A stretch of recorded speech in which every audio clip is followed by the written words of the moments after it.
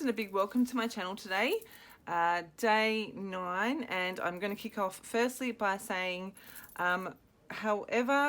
whatever Mother's Day looks like for you, I hope that you are having a lovely day. I realise that not everyone has people in their lives that they celebrate with, or it's not as simple as that. So whatever you are doing today, I hope that you have a lovely day today, and my thoughts are with every single one of you. So happy Mother's Day from me to you.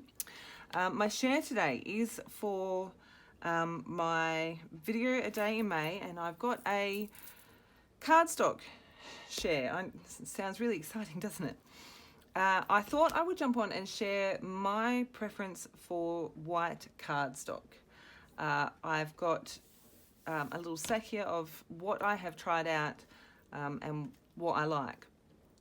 Generally speaking, I'll start off with my textured cardstock, my textured white cardstock. That is what I generally use.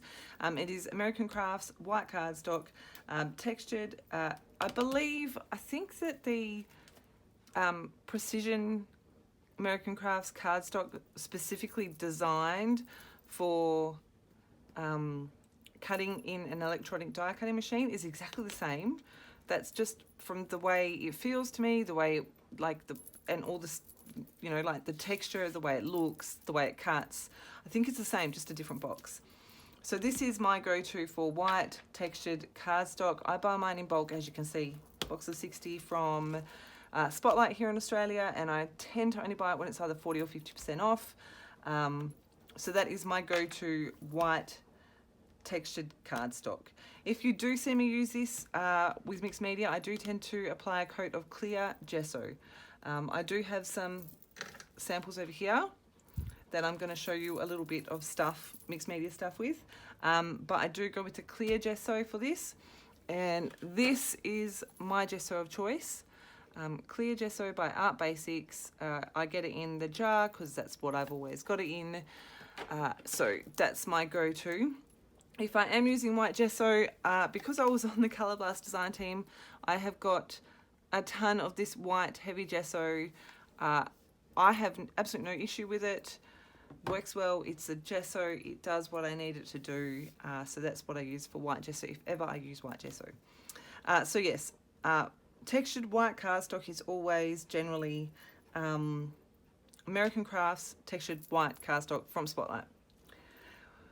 Now, this one I am more fussy with, and this is my smooth white cardstock. Now, I've tried the Vicky Bruton mixed media paper. I have tried this is basil marshmallow. I've tried that as well. And you can see straight away by here, and here, this one at the back is the whitest. I am a stickler for white. If I'm using white, I want it to be bright white. So straight up, that is not my favorite thing about both of these cardstocks. This Vicky Bruton one is super thick. I do love the thickness of it, but it's not white. The other thing that I want to point out, in case you are not aware, if you get it in the paper pad, this measurement here, that's exactly 12 inches. So you've got this little hole here at the top of your 12 by 12 layer, and you've also got the perforated edge, which just personally doesn't float my boat at all. So this is not what I normally reach for. I did buy some to try it, and I use it. I think that this one's probably going to be used for cards and things like that. So that is the Vicky Bruton mixed media white foundations mixed media art paper. It is really nice and thick. It holds media really well, but honestly, it's not my go-to. Basil marshmallow. So this one, it is whiter than the Vicky Bruton. Than the Vicky Bruton, but not much. And I really, if I'm using white, I want white. So for me, I bought myself a pack and was disappointed with the fact that it's not white. So I had been on the hunt for a little while, and then one of my lovely friends and subscribers recommended the Colour Blast by B Arty 350 GSM cardstock. It's thick, smooth, white cardstock. As you can see, I'm just going to open this up, sorry. As you can see, it is white. Makes my little heart happy. It is white cardstock. It is beautiful and smooth. I do love this. This is what I reach for time and time again.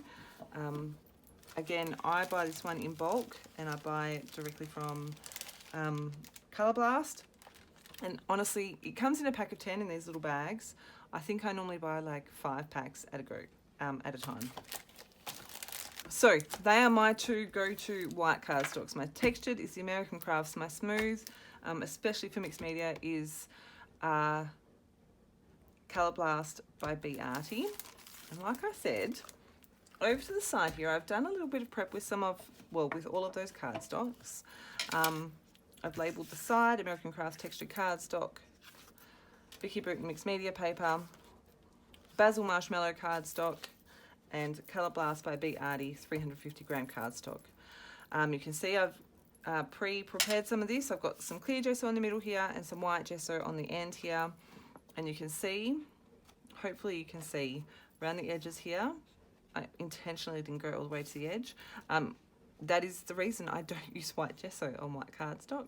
And you can't see the lines on the clear gesso at all. You might be able to see like the line when it's in the bright light and it's reflecting, but you cannot see that line of where the white gesso is. Interestingly enough, when you move over to the less white papers, the white gesso is not so obvious, but again, I can still see that line and it drives me crazy. But I've just done the exact same thing for all 4 of these different cardstocks. There's the marshmallow, and again, you can see that white line. This is, I think my spatula was dirty. But yeah, you can see that white line, don't love it.